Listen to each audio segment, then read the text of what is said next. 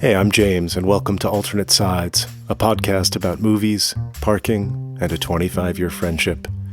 Come inside and have a cup of tea, and join us for a discussion of Abbas Kiarostami's meditative drama, The Wind Will Carry Us, starring Behzad Dorani.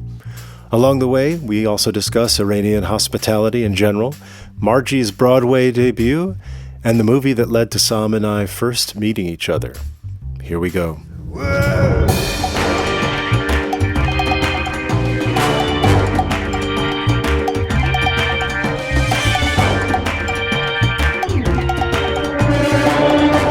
You didn't get so much sleep, did you? Oh my goodness, I've had about 3.5 hours, I would say. A little bit hungover and tired and sitting in the car. Hungover because you were partying last night because it was a celebration, celebrating the opening night of your wife's Broadway debut. That's right. My wife is the toast of Broadway. It was awesome. The play, she's in this play, English. It is really, really good. They had an amazing opening. I haven't read the reviews, but a word went around in the party that it was a critic's pick and that it got a good review. It also, I should say, won the Pulitzer Prize, so it hasn't done badly, this play. What a delight for Marjie, and what a resounding success. You two are really having quite the run here between the Emmys and Broadway. Listen, she yesterday she had her Broadway debut and second season of The Night Agent, in which she has a sort of a 5 or 6 episode arc or whatever. That also came out, so she's doing very well. Well, many congrats to your wife, whom I've known for 20 years and whose name I still can't pronounce, which maybe is a nice segue into the talk of our movie. All right, I'm going to try it. That's in some way. Go on, say it. Marjan. It's not je. Marjan. Marjan. That's better. That's not too bad. That's probably the best in 20 years I've done it. I struggle with the vowels. So, I guess let's talk about this movie, and then we do have you have some car-related shenanigans to report. Cars are very appropriate to this movie. Cars and people driving in cars. It's the sort of ideal film, and maybe he's the ideal filmmaker for this podcast, Abbas Kiarostami. So I'm very curious. I've seen this movie many times. This guy is one of the treasures of not just Iranian cinema, but like a real hero to many of us from that part of the world.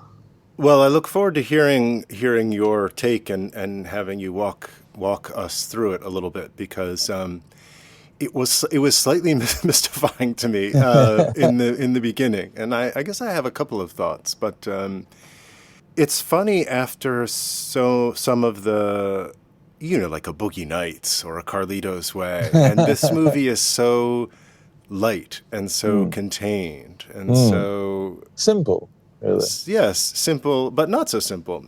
No. And Molly watched it with me, and we were watching it together. And after about 25 minutes, we sort of looked at each other, and I said, meditative. And she said, uh-huh.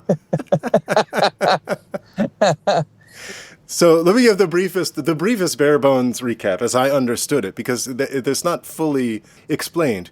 Yeah. We start with this group of men, three men, I think, in this car, and it's all shot from a distance. So you're never in the car. But our basic character is Behzad, which coincidentally is the name of my beloved composition teacher at Juilliard. So Behzad, and we never see the two companions, which is a funny choice also. Yeah. But they're arriving to this very remote village, and it's not clear why they're arriving. People keep calling him the engineer. They befriend this little boy. There's sort of fish out of water. The town is sort of hospitable and a little bit mysterious, and you slowly begin to realize that they're not engineers, and they've come for a purpose, and the purpose has something to do with the imminent, seemingly, death of this very, very old woman, who you also never see. And something about the death of this woman, or what the death of this woman is going to trigger, is the focus of these guys' attention, and they wait. And as they wait, they get to know the town. Mm-hmm. And then eventually you realize there's something about this town has a specific funeral like rite or tradition or something that's going to happen. And this guy is some kind of, filmmaker or journalist or something. Mm-hmm. And they've come to sort of document it. And, I guess I'll give a spoiler that in the end she dies, but by then he's realized a few things, I guess, and he ends up not documenting it, and gets a few snaps at the end, but then departs. That's the bare bones of how I understand the story, and I would love for you to... Well, a couple of things right off the bat. Like, I don't think that the translations help. The subtitling is quite poor, and I think this is probably true. It's really funny, actually, going from English last night, this play which is all about language and what's lost in language, and this film. This is a perfect day to record this. Your wife's in a play called English about this, and you're in your car. Amazing. Yeah, it's funny because I used to know this Swedish girl. She would say that Bergman, like, you don't see what we see in Bergman. Like, she says the translations are so bad that it makes me. She's like, I wonder why anyone even likes Bergman when they read it in subtitles. And I'm like, are you kidding? This is like the greatest writer in cinema. And so I think that's probably true of all languages when you have an understanding, but it's not just the words. It's like exactly what you just said, engineer. Engineer is a wrong translation. Oh. Engineer. Now, there is no right translation because engineer is literally mohandes, right? Mohandes means engineer. But engineer is a term of like sir, almost. Right. Whatever you call that, like an honorific, I suppose. Or like, it's like you would just say, when you don't know what someone does, but you give them some authority, you call them mohandes. So this is perfect. So it's perfect that they think that and the first woman says, "Are you in telecommunications, mohandes, or whatever?" And he kind of goes, "Yes." Right. Yes, that's what we are. And so that sort of misunderstanding is at the heart of the film, like who they are, and the idea that this village is not remote it's not normal, that village. Like even by Iranian standards, where they've gone is the middle of fucking nowhere. And everyone there speaks, crucially, with a very different an accent and a dialect that almost I couldn't quite... Are they Kurds or something like that? I don't know what they are. They're in the... I think they're in the north. He did 3 movies in Rasht, which is up in the north, and they also have a slightly different dialect and accent.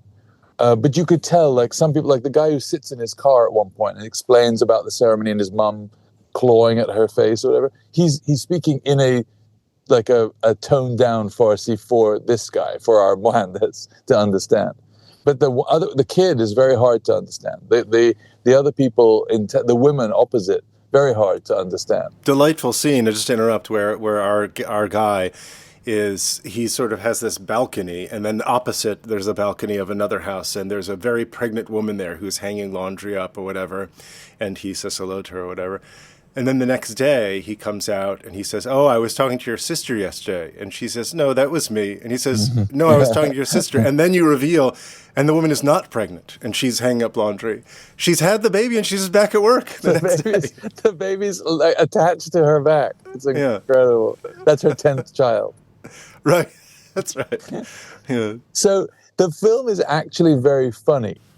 These sorts of misunderstandings or subtleties of language. The film, one of the reasons that Kiarostami is the genius of Iranian cinema, there are many, many impositions made on what you can do, what you can film.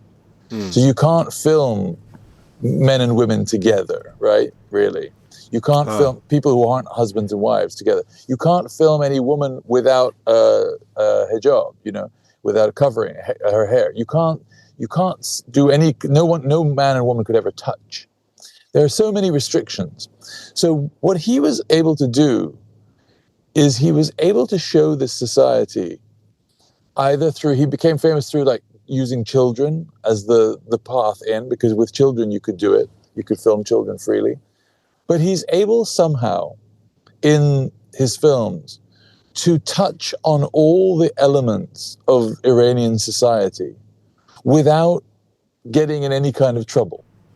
Right. And by doing it with this abstraction that is remarkable for its, as you say, for its simplicity, but also the depth at that simplicity. So to me, this film is about death, number one, because they're there.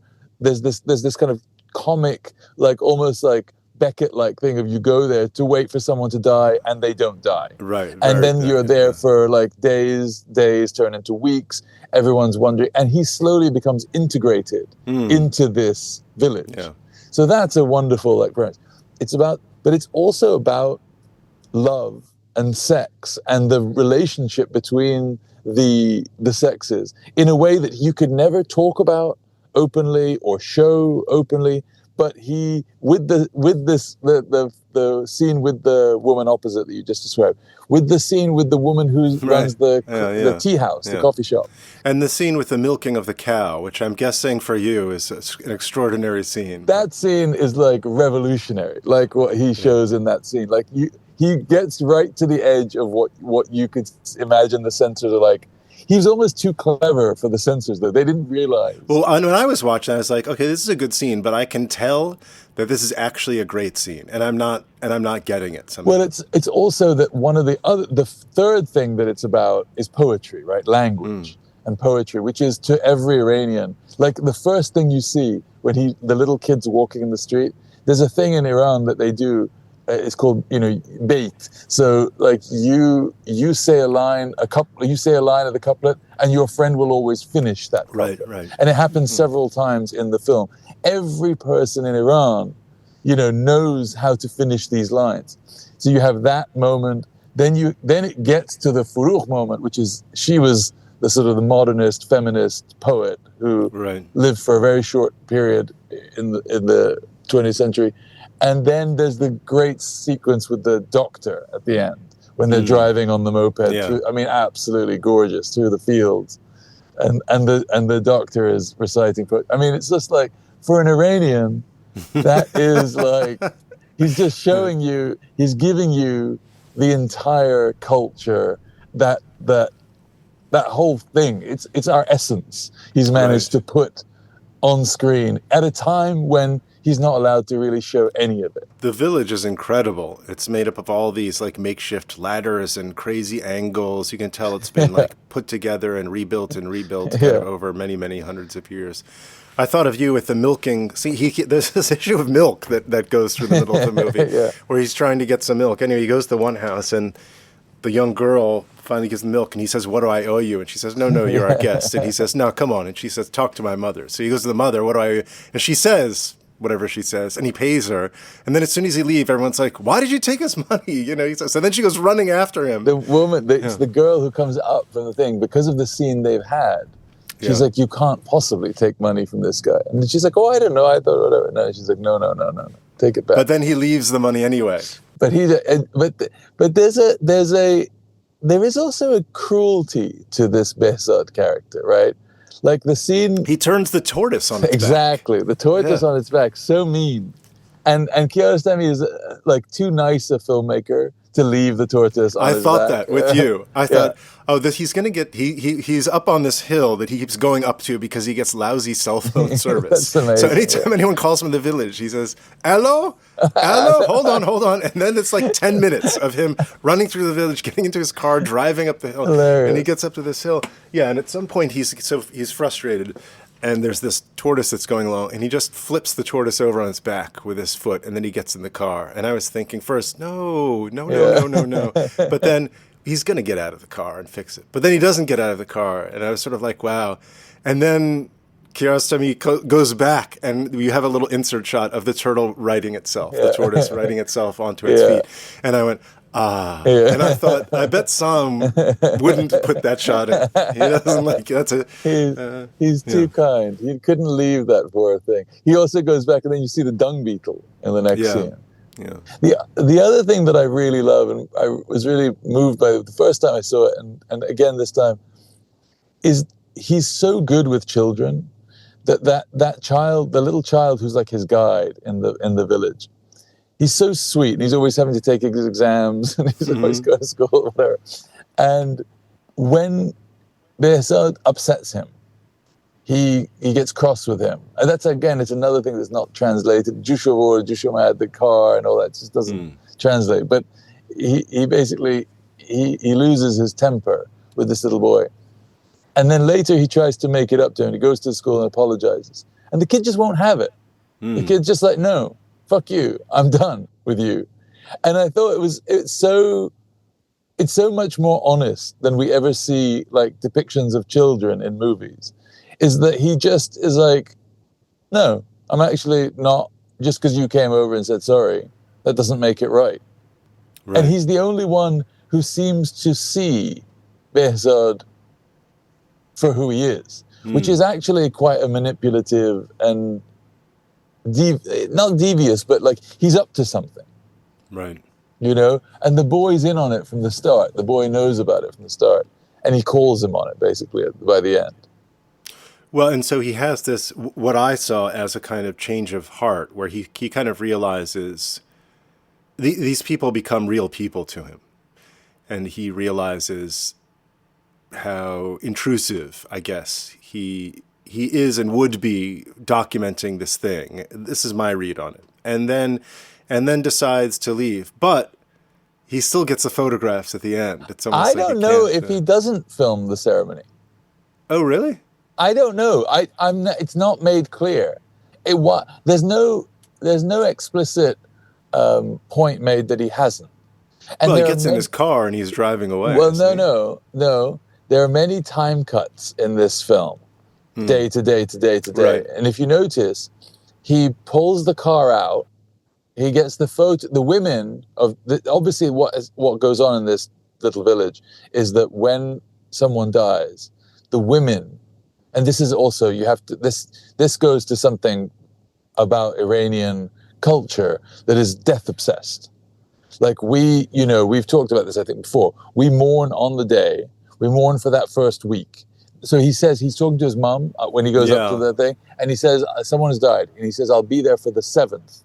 The 7th day of mourning. The 7th day of mourning. Then there's the 40th day of mourning. Mm-hmm. So for the first 40 days, and then the first year. We would call this a prolonged grief disorder, as you and I discussed in a previous episode. Right. I forget which one. Exactly. Yeah. So that's we may have talked about this then, that's in many ways why the revolution was successful, is because the people would die, the revolutionaries would die, and it would set off this cycle of 1, 7, 40 a year. And this kept happening.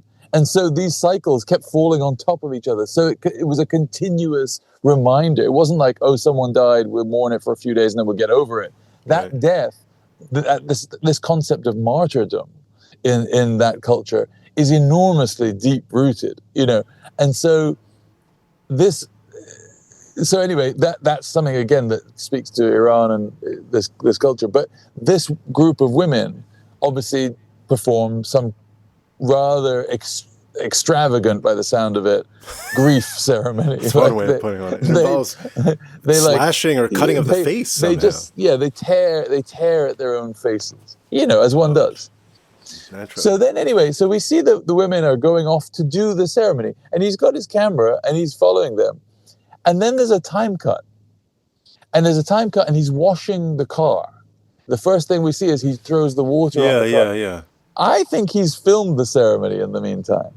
I think he's done it, and I think he's gone down. This is a very American viewing that I did, where I let him off the hook, and I said, he's learned his lesson. I can't help have the moral arc I don't think that he has. I don't think he learns that lesson. That's much darker. Yeah.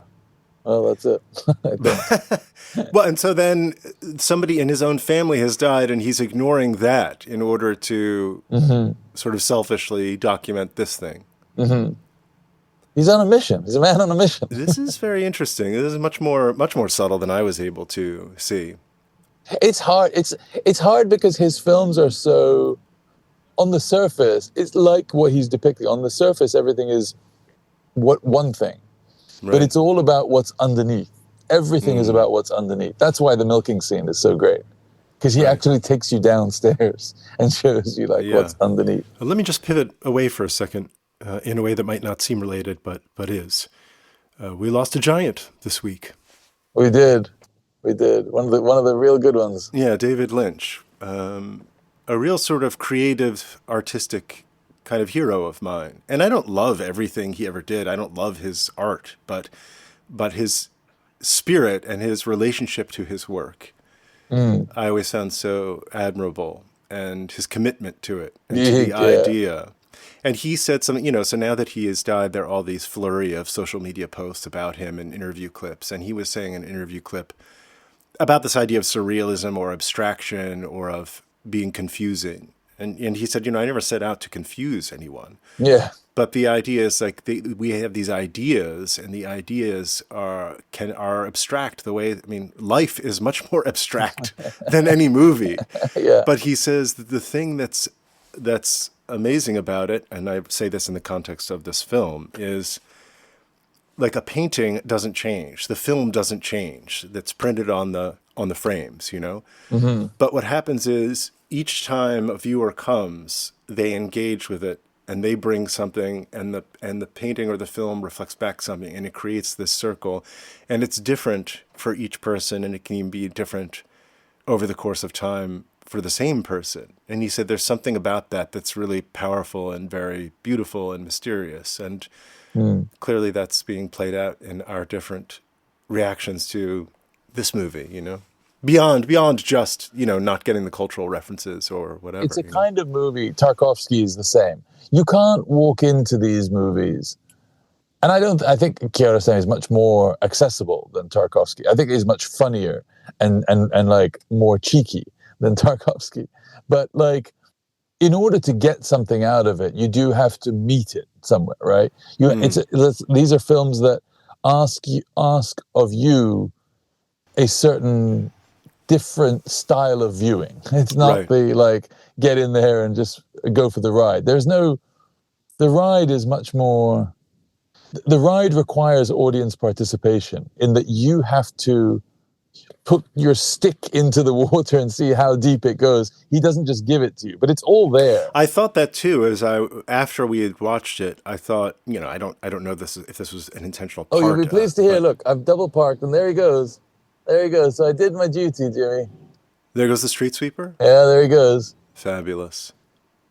All right. Good for you. Happy. So now you can move back, or you have to wait? I guess. Yeah, I don't know. It's no rush, but yeah. The meditative pace or whatever, I thought afterwards, kind of forced me to do what Behzad had to go through. I'm impatient. I'm an impatient viewer. I want to know what the deal is. I want it fed to me, and I want to consume it. Yeah. And it's not so fast. Yeah. It forces you to submit to it in a way. Yeah. To its rhythm and its language before you can really fully connect to it.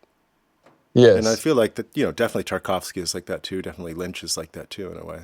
Not that everyone has to be like that, but it's funny to go from like the other stuff I'm watching, like the show Black Doves, right. to this. It's like a totally different like form of art. Yeah. No, it is. They've got nothing to do with each other. They really have nothing to do with each other. All right, I guess everyone's moving to the other side. Should I move to the other side? Sure, move to the other side. While you do, I'll tell you something else about Lynch. So Lynch, as is well known, lived in Philadelphia for several years at the beginning of his career. And in fact, Eraserhead is very much a kind of manifestation of a lot of the stuff that was in David Lynch's mind in Philadelphia. I guess he was here for 5 years. And he said it was both the most influential thing in his life and also a place of terror and fear in the air and of soot on the buildings. It made me think of The Elephant Man and how much of that like Victorian London Docklands feel is actually probably what Philly was like in 1970. But the thing he says about it, and I thought of you when he said this, is like, I was in Philadelphia at a time when the window was wide open. His window? Yeah, and I was like, oh yeah. And he said, when the window is open, you have to, Right, take advantage. Take advantage of it. That's right. I'm going over here. Can I go over here?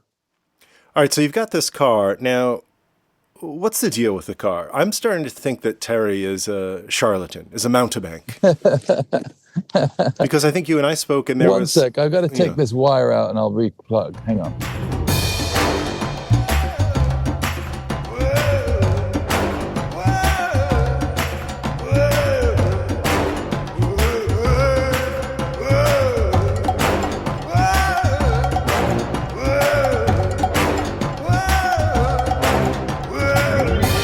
Can you hear me? All right. So Just briefly. I mean, the last time we talked, I think, and this wasn't in the podcast, but the rats had been out again, and you had to take it to the dealership or something. Oh, God, it's been a fucking fiasco. So when we were in England for the Hollybobs for Christmas, and I got Marjie was here because she was rehearsing for the play. She was in tech, and she said on New Year's Day, she said, all the lights have come on again, you know, the check engine and the valves. I was like, fuck. So I took it to Terry, and he said, I don't know. He said they plugged it in, and they thought they had to change the sensors, and it was going to be thousands of dollars. Whatever. I was like, no, don't do that. Terry, I don't know about this Terry, man. I really don't. No, so then listen. So then I take it to Subaru, and I said, you got to fix it. So that's another $200. You got to figure, they run the diagnostics. And it's the fucking rats again. The rats have been living in it, chewing up the wires. Fucking hell. It's like living on a ship. So I said, what's the damage? And he said, a bit of this, a bit of that, whatever, like $3,500, which I think is way more than the car is worth at this point. So I said, no, don't do that.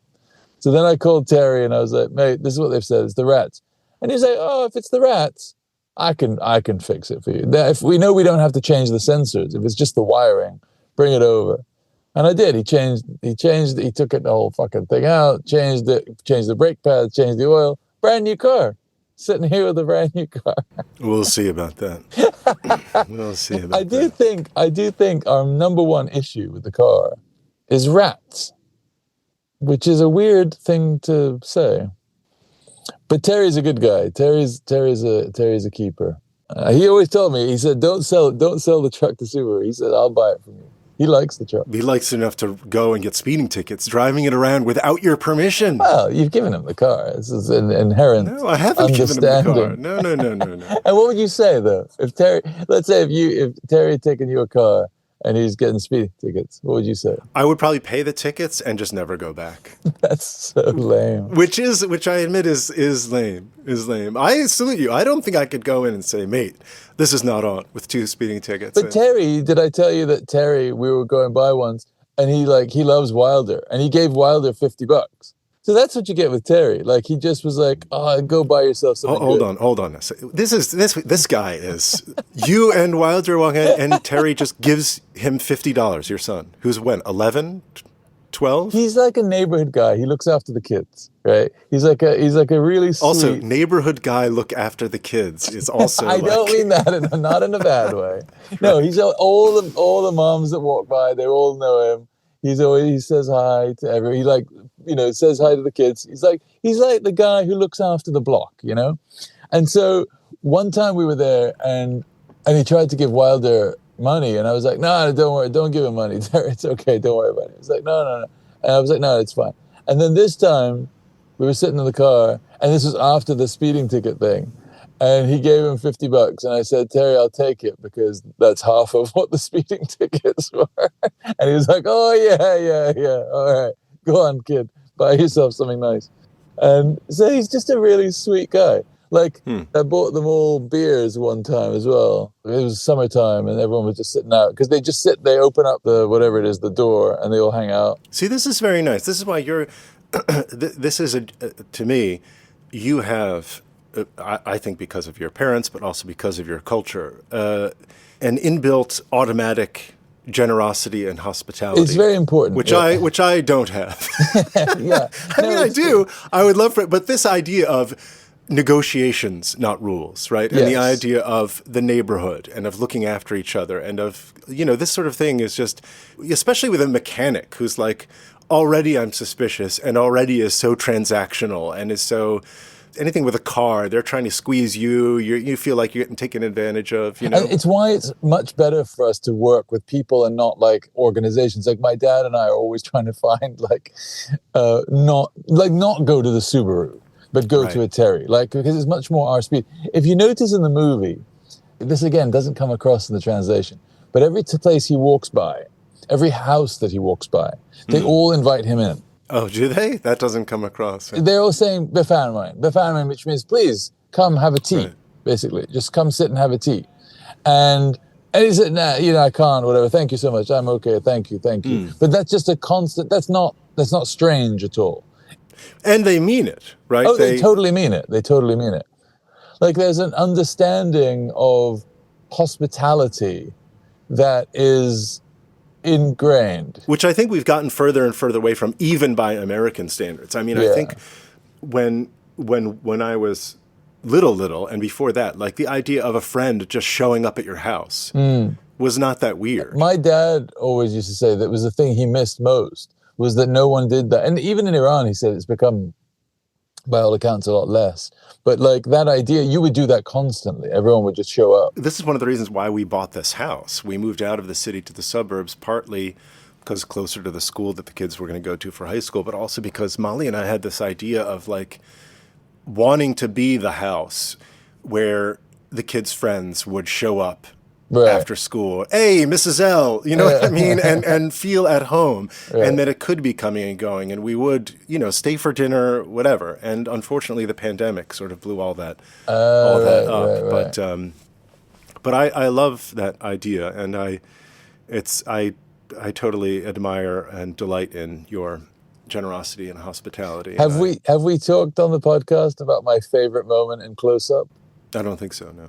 So the Kiarostami masterpiece, which we won't talk about because I've made you see it in the past, but like probably the one that he'll be most remembered for is this film Close Up, about a guy who impersonates the filmmaker Mahmoud, who looks a little bit like him and impersonates and basically gets into this house pretending to be Mahmoud and pretending to be about to make a film about them.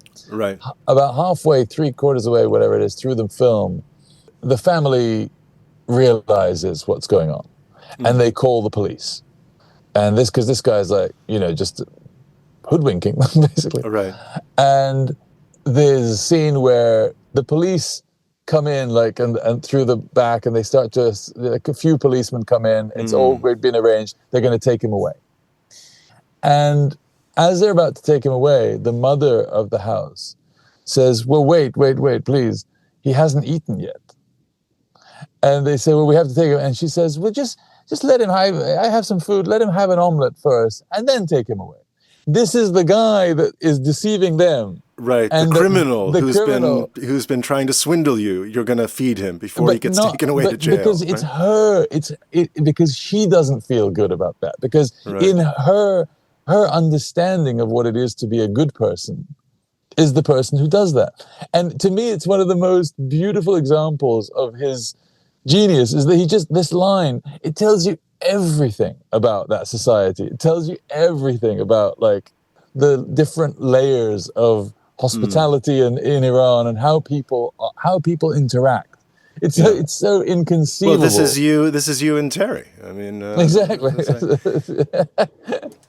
Let us pivot. Let's. Movies from the year 2000, and we'll start with a movie that's pretty obscure and most people will not have seen, but looms large in both of our lives. Joe Gould's Secret. Oh yeah, it's where we met. Was that 2000? I guess when it came out, it was 99, right? I guess. Yeah. Yeah. So this is a movie directed by Stanley Tucci, starring Stanley Tucci and Ian Holm, who's delightful. And you were the apprentice editor, right? That's right. And Molly was the art department assistant. That's right. I think it was Allison who actually introduced us. You were making a short film, and she said, oh, I know a music guy, or you guys would get along, or something or other, right? Yeah. Allison was Stanley Tucci's assistant. Allison had a party at our flat. I remember that. That's when we met. Yeah, in the little kitchen. Exactly. For a long time. Yeah. That was good. Good times. Damn, 25 years ago, quarter of a century ago. Look how far we've come. Look at us now. We have 3 Emmy nominations between us both. All right, other movies I've seen from the year 2000. Memento. Oh, yeah. Gladiator. Meet the Parents. Very funny movie. A beautiful film with one of the great uses of music, In the Mood for Love. Ooh, yeah, what a good one. Yeah. I wish you hadn't seen that. I'd be all over that one. I bet. Crouching Tiger, Hidden Dragon. You saw that? Yeah. Okay. Traffic. Oh, yeah. Sexy Beast. Hey. A movie I know we're both fans of, Wonder Boys. Oh, Wonder Boys. I like that movie, yeah. Good movie. The first, I think, after Joe Gould's Secret, the first other movie Molly worked on, The Legend of Bagger Vance. Legend of Baggy Pants. Yeah. And it was designed by Stuart Craig. So it was on that movie that she got to know Stuart Craig, designer, and her later her mentor, who said to her, I'm starting up these series of movies based on these books about this Harry Potter person. Young wizard. And if you're ever in London, come and find me, and we'll get you a job. That's pretty good. And so it proved. That was it. 8 years. 8 years you were there, right? Yeah. Although we didn't actually go over till 2002. How about Michael Almereda's Hamlet with Ethan Hawke? Ethan Hawke. I just saw a thing with him. I just saw Michael Almereda at a screening, actually. He's sort of always around. He came, remember when we did Cry Funny Happy and we had that screening down in that hotel? Were you there for that? Don't know if you were here for that one. Maybe you weren't. But he was there. He came to that. He was very nice. Good guy. All right, here we go. Movies from 2000 that I have not seen. There are a lot of here that I think will cause some of my friends to gasp with incredulity. Here's one, Almost Famous. Oh, yeah. Okay. I'm afraid to say this one because I think it'll be a difficult watch. Requiem for a Dream. Ooh, Aronofsky. Oh, brother, where art thou? You've not seen that? Oh, so it turns out there's more than one Coen brother you haven't seen. Okay. Battlefield Earth. Wait, which one's Battlefield Earth? That's the Travolta Scientology sci-fi. Fuck off. Not that. Definitely not Notoriously one of the worst movies ever made. Yeah, no, I've not seen it. Here's a good one. You Can Count on Me. Oh, Kenny Lonergan. But we got to save Kenny Lonergan from Margaret. My friend Todd will be very disappointed in me that I haven't seen You Can Count on Me. It's a good movie. Very good movie. Before Night Falls. Ooh, the Schnabel about the poet with Javier Bardem, early role. That's a good one. That's a good movie. How about, let's see if I can pronounce this right, Werkmeister Harmonies. Oh, how long are those? This is Bellatar. How long is that? It's like 8 hours? 145 minutes. Oh, a snip. Piece of piss. A breeze. Yeah. A breeze. A bagatelle. How about Castaway? Oh, God. Bob Zemeckis. Castaway. Tom Hanks. How Aaron Brockovich? A bit pants. Amoros Perros. Ooh. That's a good one. That's a very good one. How about Best in Show? That's very funny, but I don't know what we talk. It's like, we didn't do Guffman. No. How would you do Best in Show? Here's another one I'm afraid of. Dancer in the Dark. We might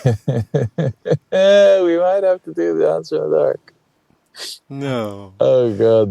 That's a movie, I may have said this before, that's a movie when it's maybe the most uncomfortable I've been in a movie theater, where I did keep looking at the exits thinking, I'm safe. I could get out if I had to. I could get out. Why now, having heard that, why on earth would I willingly put myself in that position emotionally? Because I tell you what, last night at the end of this play, Wilder came to the opening, right? And at the end, there was like, it was opening night. The curtain they came out for their curtain call, and the place, they got standing ovation.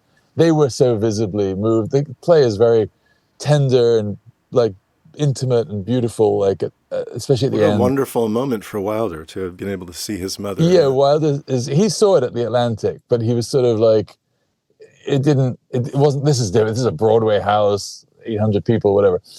Everyone just kind of gets to their feet, wow, the thing. And at the end of it, it was Momo, our friend Liz, and Wilder. And Wilder was just in like floods of tears. Just like couldn't contain himself, just like crying. And I gave him this hug, and he was like, we went up to see Marjie. And Marjie was like, honestly, Wilder, that means more to me than anything anyone says, any review, anything. The fact that you were moved, but that we got to you. And because Wilder is such a, like we've talked about, he doesn't want to face sometimes the like movies or right. He likes the safe. He's like you. He likes to be safe. So when you say why, and when I was walking to school today, I said, we we were talking about it, and I was like, we do a lot in our lives to sort of keep that stuff out. Like we don't want to have that. But sometimes, like a play or a movie or a song or whatever, gives us the space to have that emotion and to do that. And there's nothing almost more complimentary to the people who've done that for them to see that. So I said, I think your mom was really, really touched by it. And he was like, yeah, I've just found it really sad and beautiful. And it was really, really good. And I was like, that's it. That's what we're looking for. So when you say, why would you put yourself through that? It's kind of that. We're all like for the release, for that feeling of like. Well, this is part of my ongoing work, and what came up for me in my Kripalu psilocybin thing, and in my own therapy is, I need to feel the feelings. Feel the feelings, exactly. I need to feel the feelings, allow myself to feel the feelings, and not be in control. But it's funny that a man who, of my general description, who seems to have this aversion to confronting these things, would become a therapist and spend 6 to 8 hours a day sitting in a room one-on-one. I can't get up in the middle of the session and say, this is a bit much for me, right? I'm sorry, this is just too much. All right. I would say... Oh, is that it? That's the end of the list? That's it. No, there's one more. American Psycho. Ooh. I would be up for doing American Psycho. Amores Perros is really good. Really, really good. You should watch that movie. Yeah. All right. So, yeah, let's do it. Let's do American Psycho. All right. Excellent. Well, I hope you get a nap in. I know that you're not a napper necessarily, but I can be on a day like this. I could nap. I've been getting better at napping. The problem with my naps is they're quite long. Like if I do nap, I can't. It's hard for me to do the 10 to 15 minutes. I do like 45 minutes or an hour, and then you're like, No, that's a terrible feeling. The feeling of waking up after too long of a nap, and it's like 5 p.m. and it's starting to get dark out. Oh, God. Like and it just lingers, and your body feels like your blood is made of maple syrup. And what I realized about that is you have to have a transition out. Yeah. The transition could be as simple as a tangerine, but you have to do something. Okay. You have to you have to switch. Mine would be a cold shower. Oh, God. It takes away all the pleasure and restorative quality of the nap. Exactly. Just eliminate it right away. Nick Cave, has recently in the last couple of years got into cold water swimming. He goes up to Hampstead Heath in the mornings, but he said it's impossible to be depressed when you do something like that. The effect is so catastrophic on it just burns away any ruminative or I live in that ruminative look out the window. I like it. Blow it all up. Blow it all away. No. I like 15 to 20 minutes is key. That's beautiful. I do that at work sometimes, and it's totally... Oh, the nap, not the swim. Yeah, not the swim. I was going to say, or the cold shower. 20-minute cold shower. I'll do a 3-minute blast of turning it all the way cold. Like literally no hot water? All the way cold. No, you're a psychopath. Well, the thing is, I think there's a difference. Maybe I don't know what it is, but like when I was up at Kripalu and I went all the way cold, that's like that's Massachusetts cold. No, it was amazing. It went from like I think you could it was do like damage. painful. It was like painful cold, or it was like that cold that's obviously. Like so piercing that there's no. I mean, that's not right. You're not. You could die. Yeah. People's heart stops. You're not a young man anymore. Yeah, I had to shovel snow this week too. Exactly. Once you get in your 50s, no snow shoveling, no getting on the roof. That's these are things you can't do anymore. That's right. Great. Okay. Well, I'm off to get fingerprinted. Let's do. Sorry, this is part of my licensure. Part of getting licensed for by the state. I have to be fingerprinted so they can make sure that I'm not out looking after the local children the way that Terry does. All right, son. Stay warm. I'll see you later. Cheers. Bye.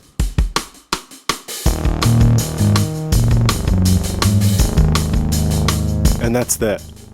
Next time, we'll be hacking and slashing our way through Mary Harron's satirical horror thriller, American Psycho, starring Christian Bale, Chloe Sevigny, and Willem Dafoe. It was controversial when it came out.